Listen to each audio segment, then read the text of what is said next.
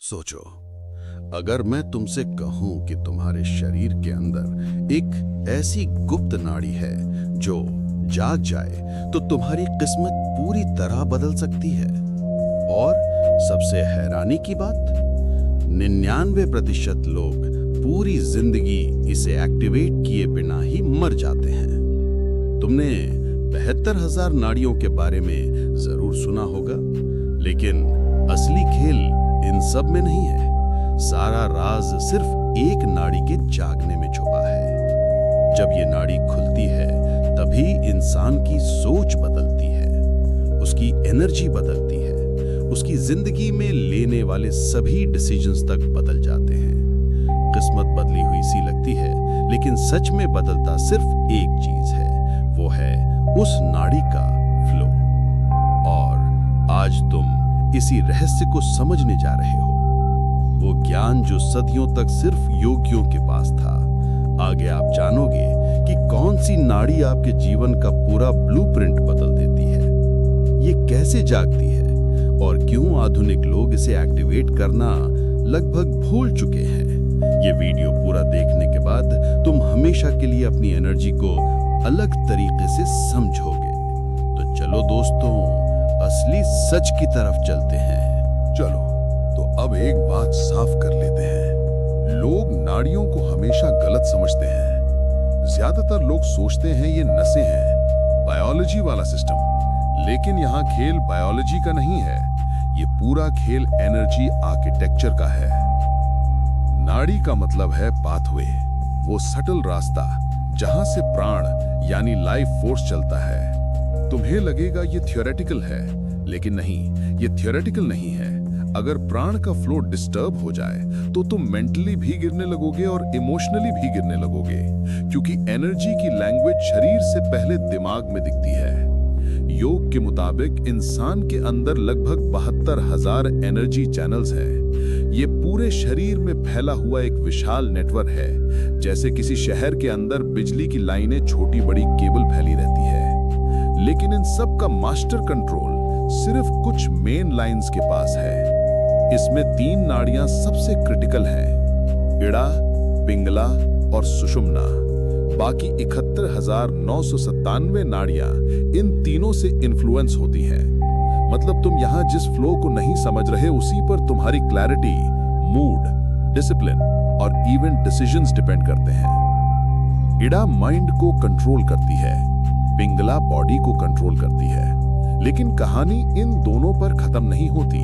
असल ट्विस्ट तब आता है जब ये दोनों एक खास जगह पर मिलते हैं और किस्मत बदलने का वहीं से खेल शुरू होता है। यहाँ एक बात समझो, 72,000 नाड़ियों की लिस्ट बनाना किसी के बस में नहीं है। ये नेटवर्क इतना बड़ा है कि अगर तुम इसे मैप करने बैठोगे तो जिंदगी खत्म हो जाएगी। इसीलिए प्राचीन योगियों ने एक सीधी बात कही, बाकी सब भूल जाओ, पहले 3 नाड़ियों को समझो। क्योंकि बाकी 71,997 नाड़ियां इन्हीं 3 की हालत देखकर चलती हैं। पहली है इड़ा नाड़ी, ये लेफ्ट साइड से चलती है और माइंड को इन्फ्लुएंस करती है।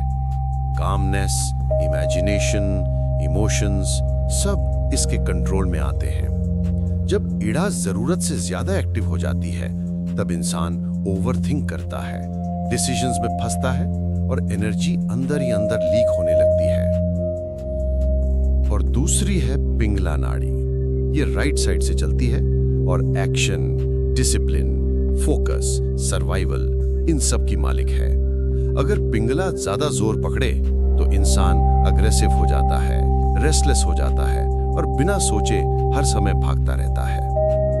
अब आता है असली पॉइंट, जीवन में इम्बैलेंस क्यों आता है? क्योंकि ज्यादातर लोग या तो इड़ा में फंसे रहते हैं या पिंगला में फंसे रहते हैं।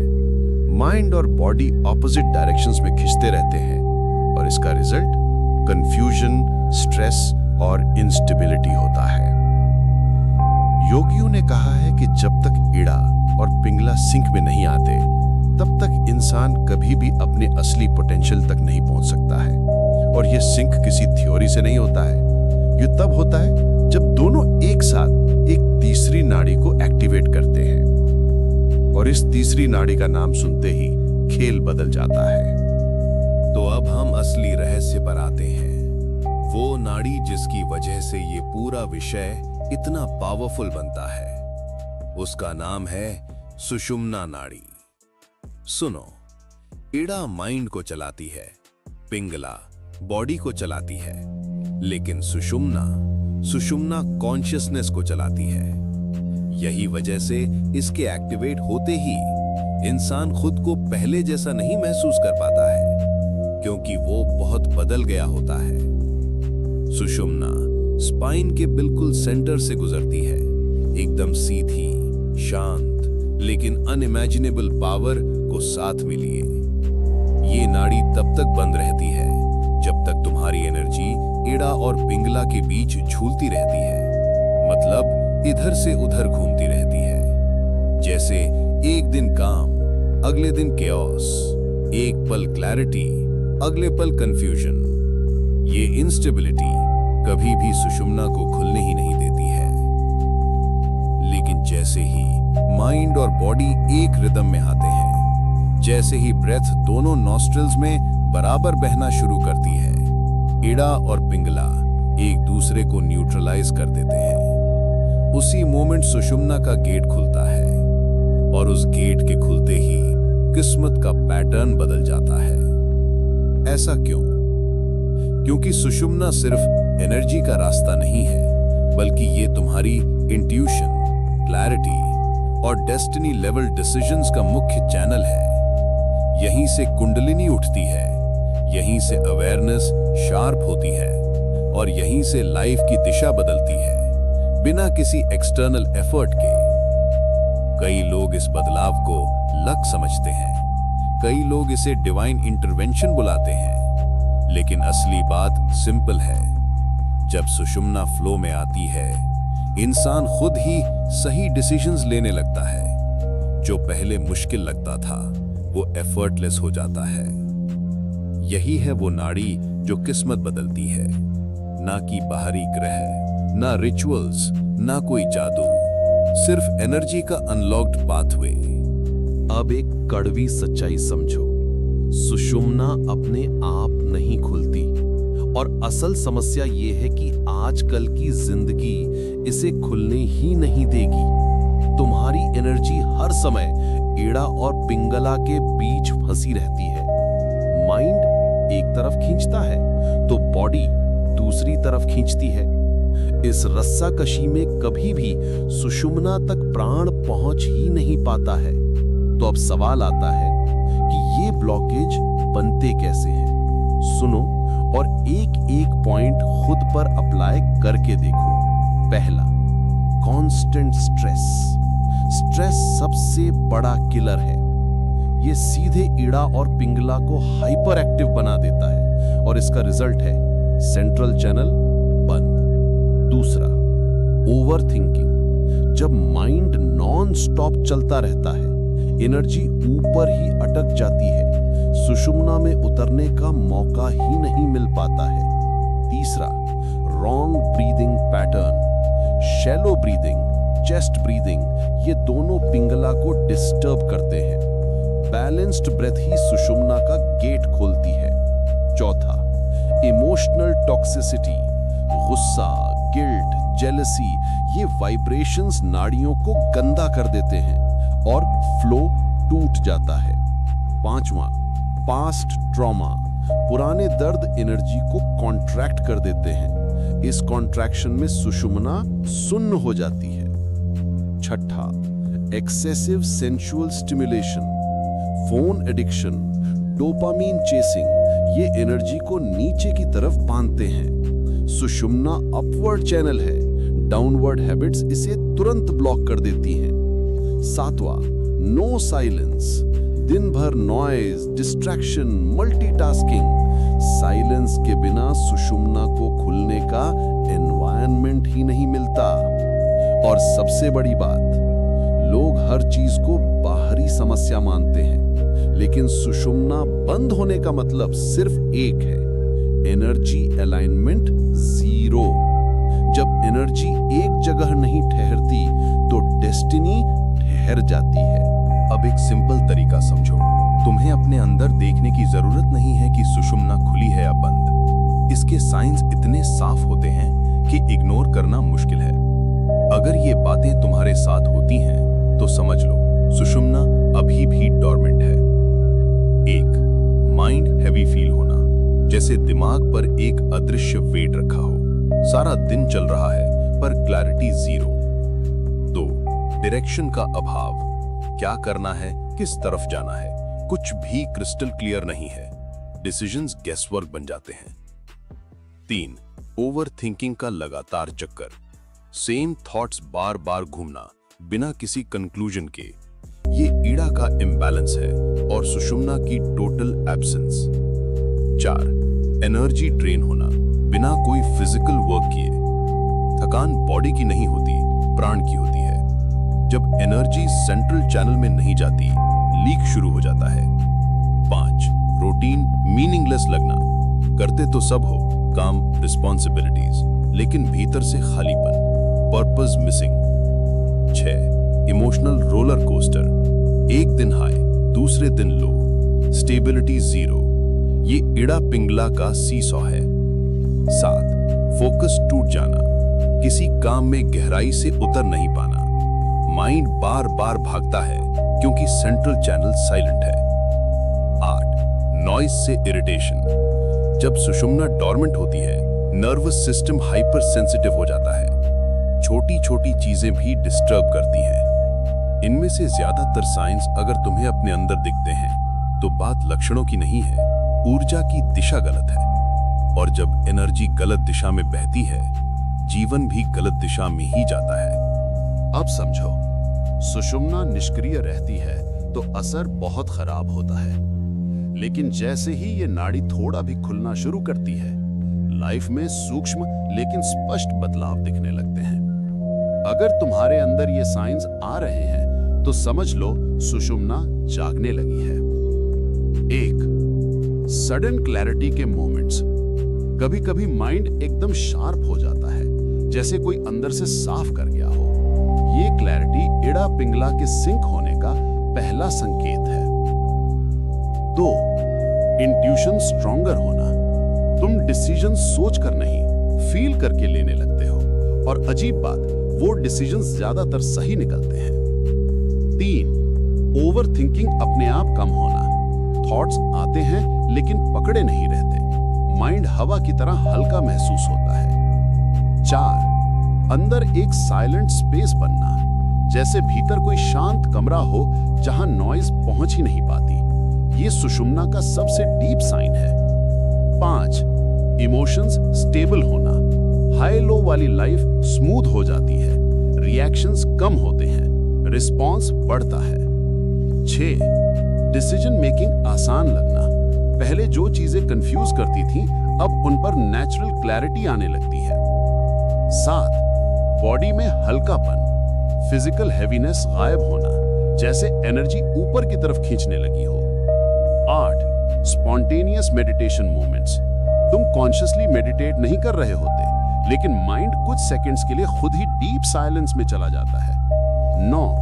छोटी छोटी चीजें इफेक्ट नहीं करती, एक्सटर्नल डिस्टर्बेंसेस वीक हो जाते हैं, इंटरनल बैलेंस स्ट्रांग हो जाता है। ये सारे सिग्नल्स एक ही चीज बताते हैं कि एनर्जी अब सेंटर में आना शुरू हो गई है, और जब एनर्जी सेंटर पकड़ लेती है तो लाइफ भी सेंटर पकड़ लेती है।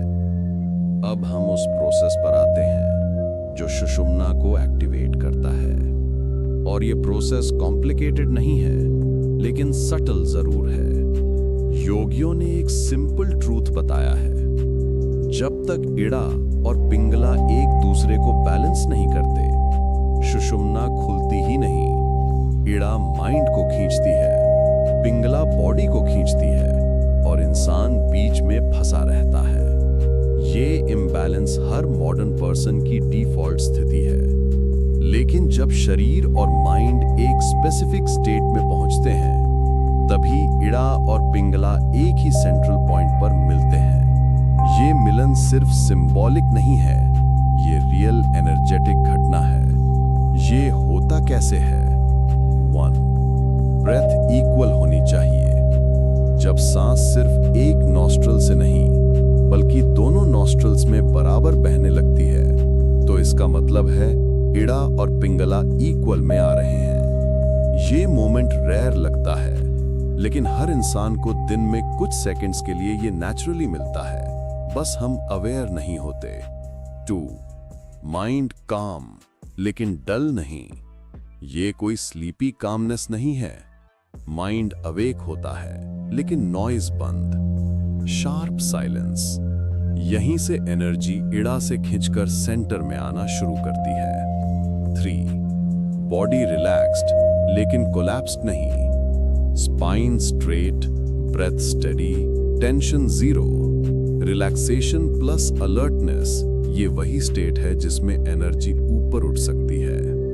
4. प्राणा डाउनवर्ड नहीं, अपवर्ड महसूस होता है। एक सटल अपवर्ड पुल, जैसे कोई अंदर से लिफ्ट कर रहा हो।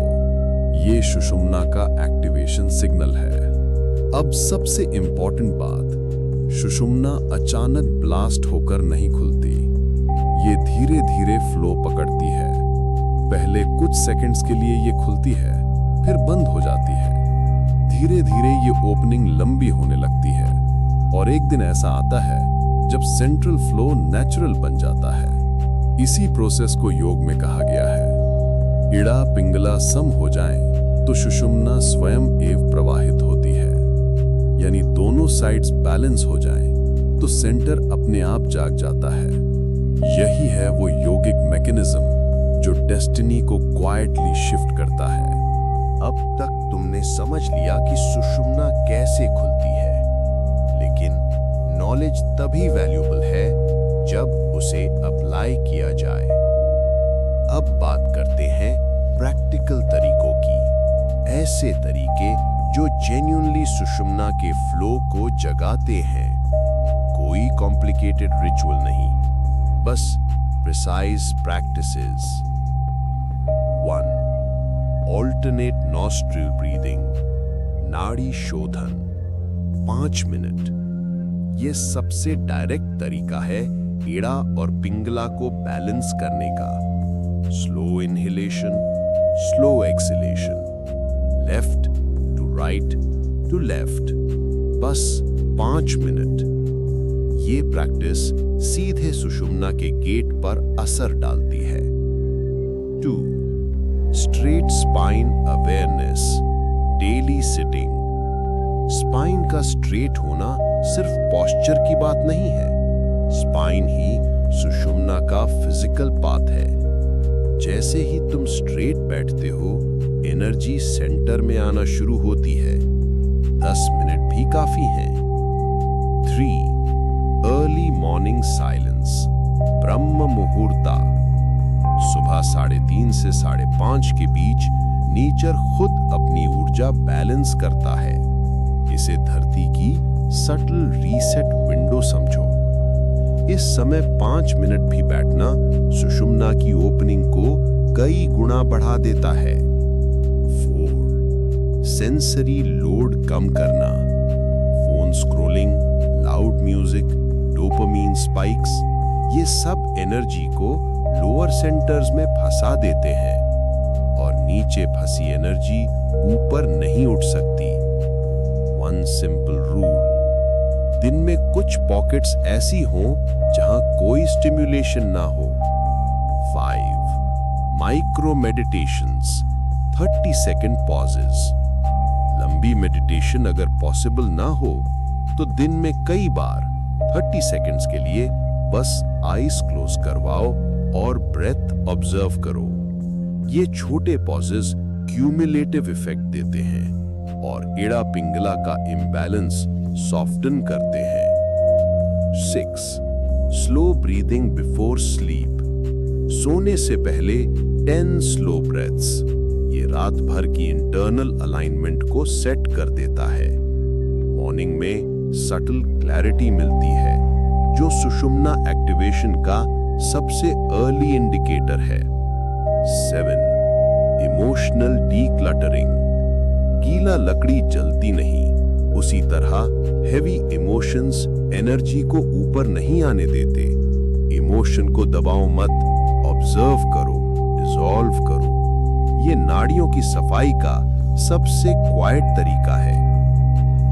ये सब प्रैक्टिसेस सिंपल लग सकती है, लेकिन इनका इफेक्ट लीनियर नहीं होता। एक दिन अचानक तुम्हें महसूस होगा एनर्जी सेंटर में गैदर हो रही है, माइंड क्लियर हो रहा है, ब्रेथ बैलेंस्ड हो रही है। यही मोमेंट सुषुम्ना अपनी पहली स्ट्रॉन्ग ओपनिंग देती है। अब एक चीज साफ कर लेते हैं, सुषुम्ना का कॉन्सेप्ट कोई मॉडर्न स्पिरिचुअलिटी का इन्वेंशन नहीं है।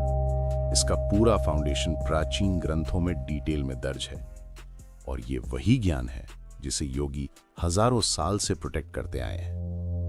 उपनिषदों में इसे मध्यम मार्ग कहा गया है, एक ऐसा रास्ता जहां ऊर्जा डुअलिटी से ऊपर उठ जाती है, लेफ्ट या राइट नहीं, सिर्फ सेंटर। यही वो अवस्था है जहां इंसान की चेतना सामान्य नहीं रहती। हठ योग प्रदीपिका में साफ लिखा है, जब इड़ा और पिंगला शांत हो जाए तो सुषुम्ना स्वतः प्रवाहित होती है। यानी एक्टिवेशन किसी जादू से नहीं, बैलेंस से होता है।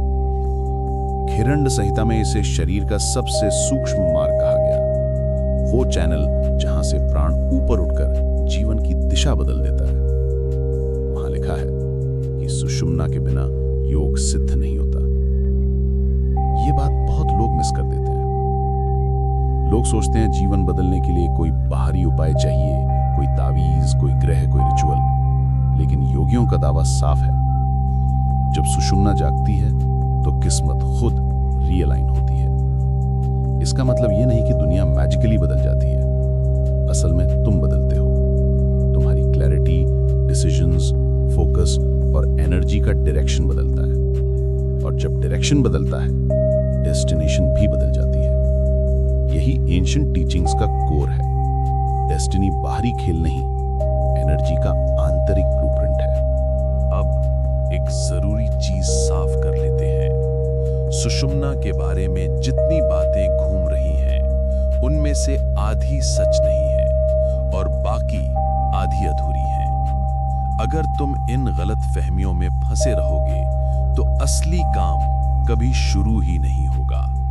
चलो सीधा सीधा देख लेते हैं लोग कहां गलती करते हैं। पहला, सुषुम्ना एकदम से ब्लास्ट होकर खुल जाती है। नहीं, ये कोई फायर क्रैकर नहीं है, ये सटल ओपनिंग है। धीरे धीरे होती है, छोटे विंडोज में होती है, फिर स्टेबल होती है। इंस्टेंट अवेकनिंग सिर्फ स्टोरीज में होता है। दूसरा, सिर्फ योगी ही इसे एक्टिवेट कर सकते हैं। गलत। सुषुम्ना हर इंसान में है। डिफरेंस सिर्फ अवेयरनेस और प्रैक्टिस का है। ये किसी आयु, कास्ट या लाइफस्टाइल का सवाल नहीं है, ये बैलेंस का विज्ञान है। तीसरा, कुंडलिनी डेंजरस है। डेंजरस माइंड होता है, एनर्जी नहीं। प्रॉब्लम तब आती है जब लोग इम्बैलेंस में हाई एनर्जी टेक्निक्स कर देते हैं। Balanced breath plus stable mind equals safe path. चौथा, 72,000 नाड़ियां पूरी साफ करनी पड़ेंगी। ये स्टेटमेंट प्रैक्टिकल नहीं है। योगियों ने हमेशा कहा, साइड चैनल्स को बैलेंस कर लो, सेंट्रल अपने आप क्लीन होकर फ्लो करने लगता है। प्यूरिफिकेशन लीनियर नहीं, ऑटोमेटिक है।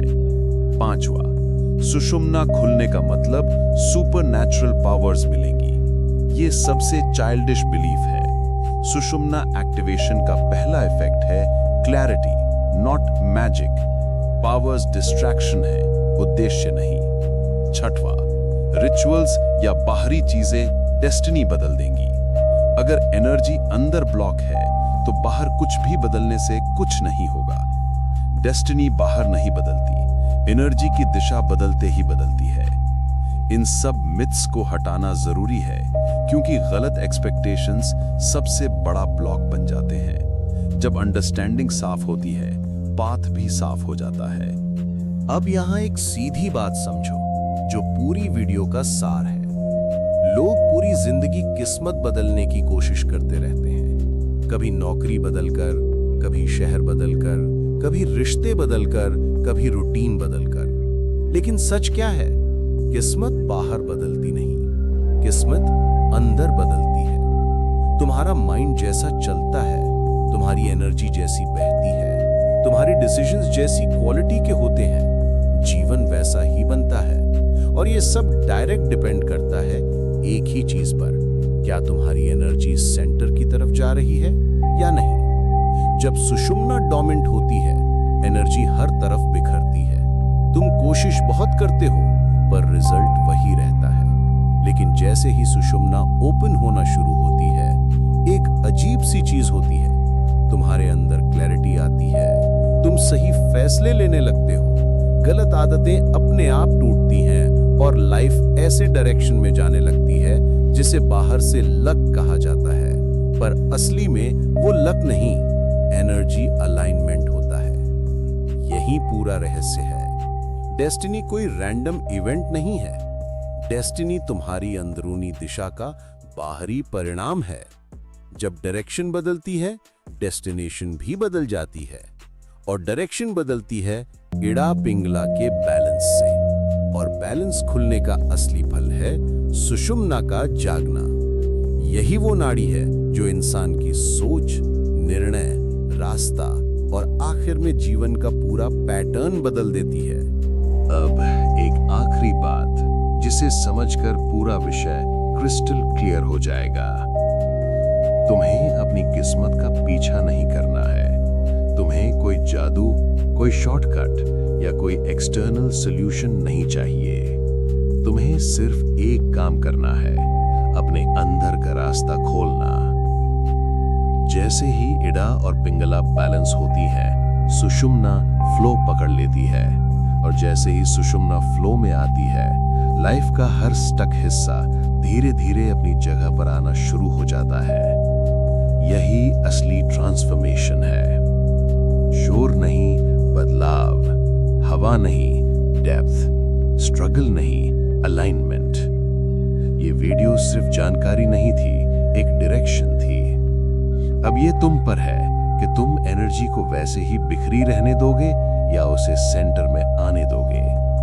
क्योंकि केंद्र में आते ही मन शांत होता है, निर्णय साफ होते हैं और किस्मत खुद चलकर तुम्हारे सामने आ जाती है। यही सुषुम्ना का रहस्य है, यही जीवन बदलने का रास्ता है।